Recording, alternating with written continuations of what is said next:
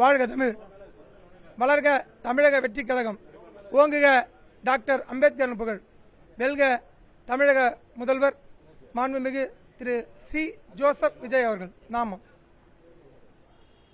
இன்னைக்கு பார்த்தீங்கன்னா புதுச்சேரி மாநிலத்தில் அரசு பள்ளிகளில் எந்த ஐஏஎஸ் ஆஃபீஸர் பிள்ளையோ இல்லை மந்திரி பிள்ளையோ இல்லை அதிகாரி பிள்ளையோ படிக்கலை. எல்லா கூலி தொழிலாளி பிள்ளை, விவசாயி பிள்ளை, பாட்டாளி மக்கள் பிள்ளை பிள்ளை மற்றும் வறுமை கோட்டு கீழே உள்ள பிள்ளைகள் தான் படிக்கிறாங்க. அப்பேற்பட்ட பிள்ளைகளுடைய பாதுகாப்பை கல்வியையும் பலப்படுத்த வேண்டியது நம்முடைய அரசுடைய கடமை. பக்கத்தில் இருக்கிற தமிழக மாநிலத்தில் 3970 சதுர கிலோமீட்டர் உள்ள பரப்பளவில் 7 ஐஏஎஸ் ஆஃபீஸர் தான் இருக்காங்க. ஆனால் புதுச்சேரியில் அதை விட 8ல் 1 பங்கு உள்ள சின்ன மாநிலம் 492 சதுர கிலோமீட்டரில் புதுச்சேரியில் கிட்டத்தட்ட 20க்கும் மேற்பட்ட ஐஏஎஸ் ஆஃபீஸர் இருக்காங்க. அது மட்டும் இல்லை, சீஃப் செக்ரட்டரி ஆஃபீஸில் போடப்படுற பட்ஜெட் எஸ்டிமேட்டில் 40 கோடி ரூபாய் ஐஏஎஸ் ஆஃபீஸருடைய சம்பளத்துக்கும் 270 தலைமைச் செயலகத்தில் இருக்கிற பணியாளர்களுக்கும் ஒதுக்கப்படுது.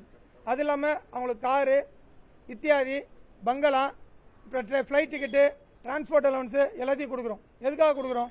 மத்திய அரசாங்கம் பாரத பிரதமர் திரு நரேந்திர தாமோதர் மோடி ஐயா எதுக்காக கொடுக்குறாரு?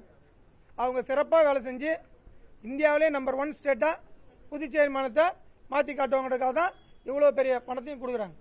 ஆனால் இங்கே கல்வி தொடங்கி கிட்டத்தட்ட 15 நாட்களுக்கும் மேலே ஆகி இது வரைக்கும் அரசு பள்ளியில் இருக்கிற பிள்ளைகளுக்கு யூனிஃபார்ம் கொடுக்கப்படல. தமிழ் எங்கள் உயிர், தமிழ் எங்கள் தேசம் சொல்கிற இந்த தமிழ் புக் கூட எந்த பிள்ளைங்களுக்கு கொடுக்கல. அதே போல் ஐடி கார்டு கொடுக்கல, மாணவர்களுக்கு தேவை வேண்டிய எதுவுமே கொடுக்கல. ஏன்னா எல்லா அதிகாரிகளாகட்டும், அமைச்சர்களாகட்டும் மற்றும் எல்லா பேரண்ட்ஸ் ஆகட்டும் எல்லாருக்குமே தெரியும் யூனிஃபார்ம்ன்றது பிள்ளைகள் வளர்ற பருவம். ஏன்னா இந்த வருஷம் போடுற யூனிஃபார்ம் அடுத்த வருஷம் சரியா இருக்காது. அப்போ ஈத்துக்கு நிற்கும்.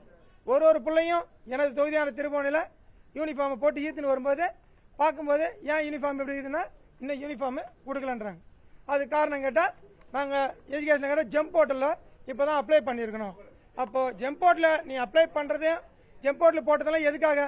மக்களுக்கு நலத்திட்டங்கள் முறையாக சென்றடையணும், நீதியின் அடிப்படையில் எல்லாருக்கும் போய் சேரணும்னு தான் எல்லாம் செய்கிறாங்க. இந்த அதிகாரிகளுக்கு இத்தனை தேதி ஸ்கூல் திறக்க போகிறாங்கன்னு தெரியும். அப்படி இருந்து அந்த வேலையை தாமதமாக இருக்கிறதுக்கு காரணம் அந்த அதிகாரிகள் மேலே கண்டிப்பாக நடவடிக்கை எடுக்கணும். அதே போல் புதுச்சேரி மாநிலத்தில் பார்த்தீங்கன்னா இந்த லிங்க் ஃபைல்னு சொல்லுவாங்க. ஒரு ஐஏஎஸ் ஆஃபீஸர், சீஃப் ஆஃபீஸரோ மாற்றில் போனாலும் சரி, லீவில் போனாலும் சரி, ஏதோ ஃபங்க்ஷன் போனாலும் சரி, அந்த ஃபைல் முறையாக தலைமைச் செயலர் இங்கே சீஃப் செக்ரட்டரி சிஎம்கிட்ட காட்டி அனுமதி பெற்று தான் அதை மாற்றணும். அப்போ தான் முதலமைச்சர் அவர்களுக்கு எந்த செக்ரட்டரி வேலை செய்கிறாரு, எந்த செக்ரட்டரி லீவில் போயிருக்காரு, எந்த செக்ரட்டரி எங்கே இருக்காருன்றதெல்லாம் முதலமைச்சருடைய பார்வைக்கு தெரியும். முதலமைச்சருக்கு ஐயா அதே போல் இங்கே வர தலைமைச் செயலருக்கு தமிழ் தெரியல, முதலமைச்சர் ஐயாவுக்கு ஹிந்தி தெரியல. ரெண்டுத்துக்கும் ஒரு தலைமைச் செயலர் இங்கே வர்றாருன்னா அவருடைய பிஎஸ்ஐ கூட்டு தான் சிஎம் பார்த்துட்டு போகணும். அப்போ தான் 2 பேருக்குள்ள ஒரு சுமூகமான ஒரு என்ன பேசணும். சிஎம் கிட்ட ஒரு தலையே அட்டு போயிடுறாரு. என்ன புரிஞ்சுக்கினாருன்னு தலைமைச் செயலருக்கும் தெரியல.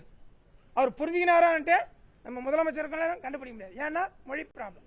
அப்போ தலைமைச் செயலர் இங்கே வரேன்னா நீ மட்டும் தனியாக மாப்பிள்ளை வீடு கிடையாது வந்துட்டு போகிறதுக்கு. நேராக நீ வரேன்னா பிஎஸ்ஐ கூட்டின்னு என்ன ஏதுன்னு விளக்கிட்டு போகணும். லிங்க் ஃபைல்லாம் முறையாக முதலமைச்சர் கையில் வந்தால் தான் முதலமைச்சரால் யாருக்கு லீவு கொடுக்கணும். எல்லா ஐஏஎஸ் ஆஃபீஸரும் லீவ் போட்டு என்ஜாய் பண்ணிருந்தா யார் எங்கள் பிள்ளைங்களெல்லாம் இது கொடுக்குறது? அதே போல் கல்விக்கண் திறந்த காமராஜர் பிறந்த புண்ணிய பூமியில், அதுவும் புதுச்சேரி மாநிலத்தில் காமராஜருடைய மறுபிறப்புன்னு சொல்கிற நம்முடைய முதலமைச்சர் இருக்கிற கல்வித்துறையில் இது வரைக்கும் ஒரு இயக்குனர் நிரப்பப்படல. அந்த இயக்குனர் எங்கன்னு சொல்லிட்டு நேற்று போய் தேடி பார்த்தா இயக்குனரே இங்கே போடலன்றாங்க. அப்போ இயக்குனர் எவ்வளோ ஒரு முக்கியமான துறை இருக்கிறதுலே பார்த்தீங்கன்னா கல்வித்துறை ஒரு முக்கியமான துறை. அந்த துறையில் ஒரு இயக்குனர் இல்லாத புதுச்சேரி அரசுக்கு ரொம்ப ரொம்ப ரொம்ப சரியில்லை. ஏன்னா எந்த ஒரு பணக்காரன் ஓட்டு போட்டோ ஒரு அரசு வராது, ஏழைகள் ஓட்டு போட்டால் தான் அந்த அரசு வரும். அப்பேற்பட்ட ஏழைகள் ஓட்டு போட்டு இந்த அரசை கொண்டு வந்துக்கிறாங்க.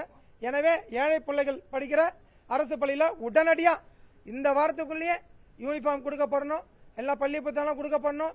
எல்லாத்தையும் முதலமைச்சர் அவர்கள் கண்டிப்பாக செய்வார்னு நம்புறோம். அதே போல இங்க டேட்டை குறிப்பிடும் போதே எப்படி ஒரு பிரைவேட் ஸ்கூல்ல 5வது கூட படிக்காதவன் கரெக்டாக அந்த லீவு நாள்லேயே கூப்பிட்டு பிள்ளைங்களுக்கு யூனிஃபார்மை கொடுத்து புக்கை கொடுத்து கரெக்டாக ஸ்கூலுக்கு கூப்பிட்டு கரெக்டாக பண்ணுறாங்க.